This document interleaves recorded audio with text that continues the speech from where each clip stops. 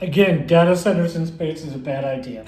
I did the math. The surface area required to cool one H100 in sunlight, which you have to interact with the sun, and the surface temperature on the average ISS module is about 270 degrees Fahrenheit, which means in order to put that module, which you're putting the H100 in, into a place where it can get free solar power, you have to put it directly in sunlight, which means the surface area of the module it's sitting in is going to be at 240 to 270 degrees Fahrenheit. So the idea of putting a data center up in space, because electricity is quote unquote free, it doesn't make any sense to me. Microsoft, Bill Gates, Steve Ballmer, they had the best idea ever. I thought it was funny and stupid when they did it and they announced it. They took a big steel tube, put caps on both ends, filled it full of data center computers, coated it with some special paint that was environmentally safe or is environmentally safe, dragged it out into the water with a bunch of fiber optic cables attached to it and dropped it into the ocean. Brilliant. Absolutely brilliant. Cooling is free. The only thing they had to pay for is a survey, and every so often they have to go out and check it to make sure it's not leaking anything toxic into the ocean.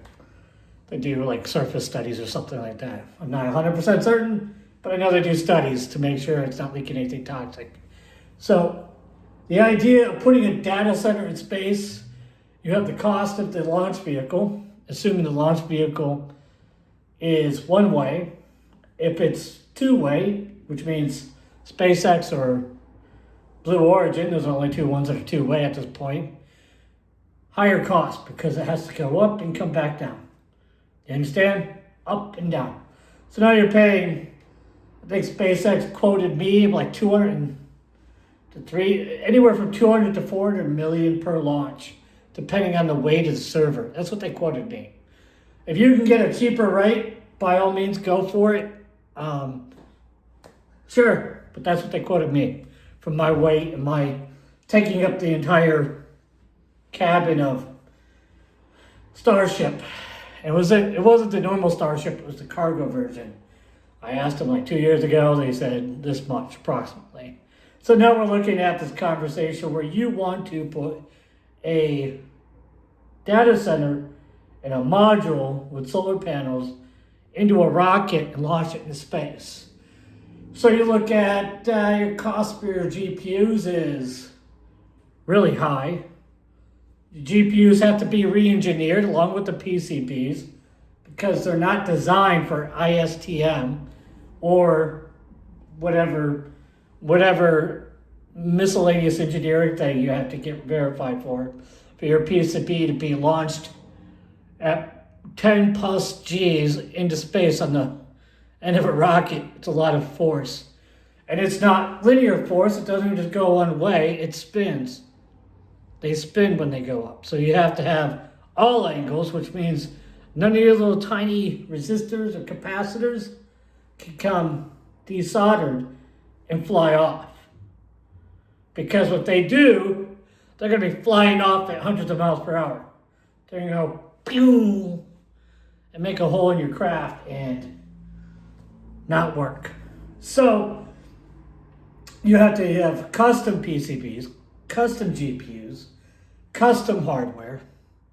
Everything is custom, and that's not counting the fact that GPUs you can buy. You can't go buy a bunch of H100s off the shelf and run them in space because there are these things called free radicals. A free radical is like a random neutrino, random proton, random electron traveling at a high rate of speed, causing alpha, beta, gamma, and whatever else kind of radiation impacting your hardware. So instead of your GPU just running full tilt, no issues, it's going to have bits get flipped and flopped everywhere. All over the place because radiation, neutrinos, causing radiation. Neutrinos don't interact with matter, but you get the idea. Free radicals. radiation inside your chip. They have to be shielded, so you have to pay extra for special GPUs, which has to go through engineering, compliance, testing, and that costs more. And we haven't even got to launch yet. Expensive. Your RAM. Your RAM. Your RAM. Your RAM. Your RAM. ECC is not enough. They have to be shielded as well. I don't know of anybody that's manufacturing shielded DDR modules, excuse me. Nobody is manufacturing shielded HBM modules. So you'd have to start over with fresh engineering samples just to get your HBMs up to snuff so they pass through the inspection process. And let me tell you, Samsung is not going to budge. If you want to put their modules in space, they're going to want you to have the most reliable modules on the planet, because they're not on the planet, they're going to be up there. There's nothing more devastating and destructive to a company's reputation than for them to have one of their modules or their specifications fail in space, costing billions of dollars. Not millions, not a few 100,000 because it was shut down, where you could just walk over and pull out the GPU and put a new one in the server. Billions. So even if you do all the testing here on Earth to make sure it runs, after you spent all that money engineering all of it, there's no guarantee that it's going to work when you put it up there. Literally none. None. And so if you do put it up there, you're going to connect it to Starlink, obviously, because that's what everybody's doing these days. You're going to connect to Musk. So you have it on Starlink.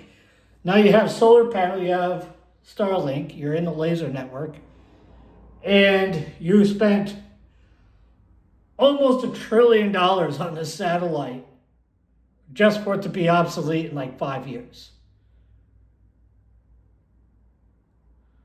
You might get 5 years out of that satellite, and you just spent almost $1 trillion on it. I don't know where you're going to get that money. I'm not going to give it to you. I don't have $1 trillion to throw out on a satellite. If I did, maybe I'd give you a loan with like 50% interest rate so I know I can get my money back, because I'm not a fool. Yes, I would usury you to death because you're a major corporation being a fool, and that is not a good investment. And since I know that you take government money at the protest of many of us, I would prefer if you didn't do such a thing, because as much as cool as I think it would be to have, Gemini 8 or whatever in space, it is not financially responsible. And, Google's not known for being financially responsible, but, you could at least make a mild attempt at it instead of just saying you're going to go to Mars and stuff and then never go to Mars. But what would I know? I'm just some nobody in Wisconsin, right? What would I know? I mean, I could sit down and make a real chart, a flow chart, and do a white paper on it. It'd take me like 3 hours, maybe 4, and then publish it online. But who's going to read that? Nobody's going to read that. I'll be lucky if 5 people watch this video.